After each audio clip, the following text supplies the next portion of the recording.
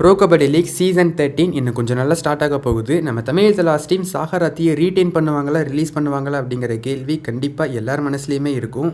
சாகராத்தி நம்ம தமிழ் தலாஸ் டீமோட ரொம்ப முக்கியமான ஒரு டிஃபெண்டராக இருந்துட்டு வர்றாரு. ப்ரோ கபடி சீசன் 7லேருந்து இப்போ வரைக்குமே ஒரு சீனியர் பிளேயராக, முக்கியமான பிளேயராக இருக்கார்.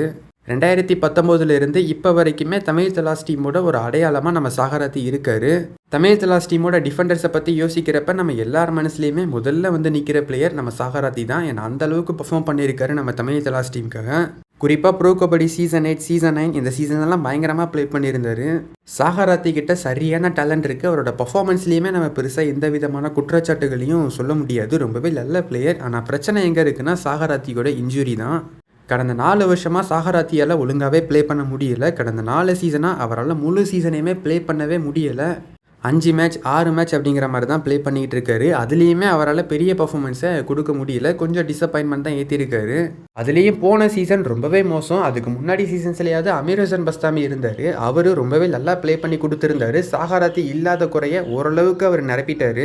சாகராத்தி இல்லாதது ரொம்ப பெரிய பிரச்சனையெல்லாம் மாறலை அதுக்கு முன்னாடி சீசன்ஸில். பட் போன சீசன் எடுத்து பார்த்தோன்னா நம்ம சுரேஷ் ஜாதவ் அந்த பொசிஷனில் ப்ளே பண்ணிக்கிட்டு இருந்தார். அவரால் பெருசாக பர்ஃபார்மன்ஸே பண்ண முடியல. 1-2 மேட்ச் மட்டும்தான் கொஞ்சம் நல்லா ப்ளே பண்ணியிருந்தார். மீதி எல்லா மேட்ச்லேயுமே பயங்கரமாக சொதப்பியிருந்தார்.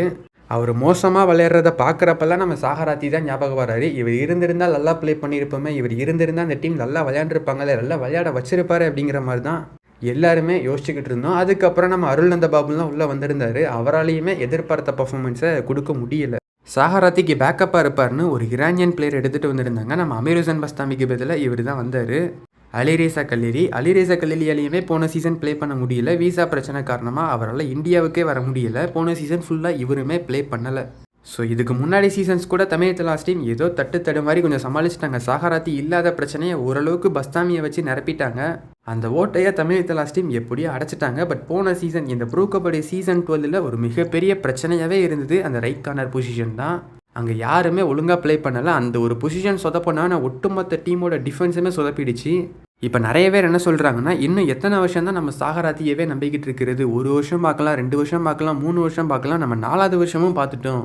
சாகராத்திக்கு தொடர்ந்து இன்ஜுரி பிரச்சனை இருந்துக்கிட்டே தான் இருக்குது. அவரால் ஒழுங்காகவே ப்ளே பண்ண முடியல. இன்ஜுரி பிரச்சனை வந்தால் அவராலையுமே ஒன்றும் பண்ண முடியாது. இதுக்கப்புறம் அவரை ரிலீஸ் பண்ணிவிட்டு அந்த அமௌண்ட்டை வச்சு வேறு ஒரு நல்ல ஒரு பிளேயரை எடுக்கலாம். ஆல்ரெடி 4 வருஷம் ஏமாந்தது போதும். இதுக்கப்புறமும் நம்ம ஏமாற வேண்டாம்.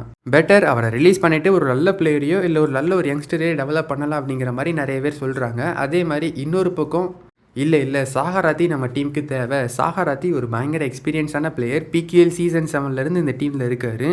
இந்த டீமில் இருக்கக்கூடிய எல்லா பிளேயர்ஸை பற்றியுமே நம்ம சாகராத்திக்கு நல்லாவே தெரியும். கேப்டன்சி எபிலிட்டி இருக்குது. யார் எந்த சமயத்தில் எப்படி ப்ளே பண்ணுவாங்க, எந்தெந்த பிளேயர்ஸுக்கு என்னென்ன அட்வான்டேஜஸ் இருக்குது, வீக்னஸ் இருக்குது அப்படிங்கிற எல்லா விஷயத்தையுமே நம்ம சாகராத்தி தெரிஞ்சு வச்சுருக்காரு. இப்படிப்பட்ட ஒரு பிளேயர் நம்ம டீமோட டிஃபென்ஸில் இருந்தார்னா அந்த டீமோட டிஃபென்ஸ் ஒட்டுமொத்தத்தையும் இவரால் நல்லாவே கண்ட்ரோல் பண்ணி ஹேண்டில் பண்ணி எடுத்துகிட்டு போக முடியும். ஒரு லீடர்ஷிப் கெப்பாசிட்டி இவர்கிட்ட இருக்குது. அண்ட் அதே மாதிரி மேனேஜ்மெண்ட் கூடயுமே நல்ல ஒரு கனெக்ஷனில் இருக்கார். 2019 இப்போ வரைக்கும் டீமில் இருக்காருன்னா அது சாதாரணமான விஷயம்லாம் கிடையாது.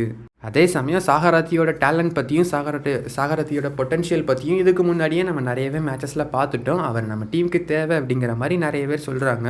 இந்த ஒரு விஷயத்தில் எந்த ஒரு மாற்று கருத்தும் கிடையாது. அவர்கிட்ட செம்ம டேலண்ட் இருக்குது, பயங்கரமான பொட்டன்ஷியல் இருக்குது. இன்ஜுரி இல்லைன்னா அவர் நல்லா ப்ளே பண்ணுவார். அதில் எந்த மாற்று கருத்தும் கிடையாது. பட் ஒருவேளை இன்ஜுரி வந்துடுச்சுன்னா என்ன பண்ணுறது? இப்படி தான் நம்ம 4 சீசனும் நம்பணும். 4 சீசனுமே ஆப்படிச்சிட்டாரு.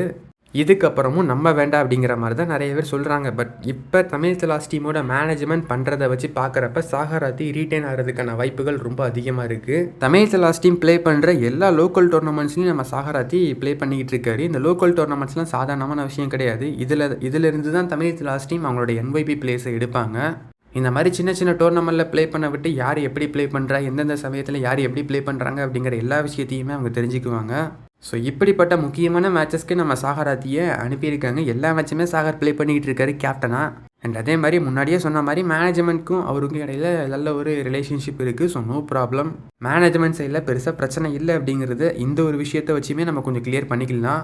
இப்போதைக்கு வர நியூஸஸையும் இப்போ நடந்துக்கிட்டு இருக்கிற விஷயத்தையும் பார்க்குறப்ப கண்டிப்பாக சாகராத்தி விளையாடுறதுக்கான வாய்ப்புகள் ரொம்ப அதிகமாக இருக்குது.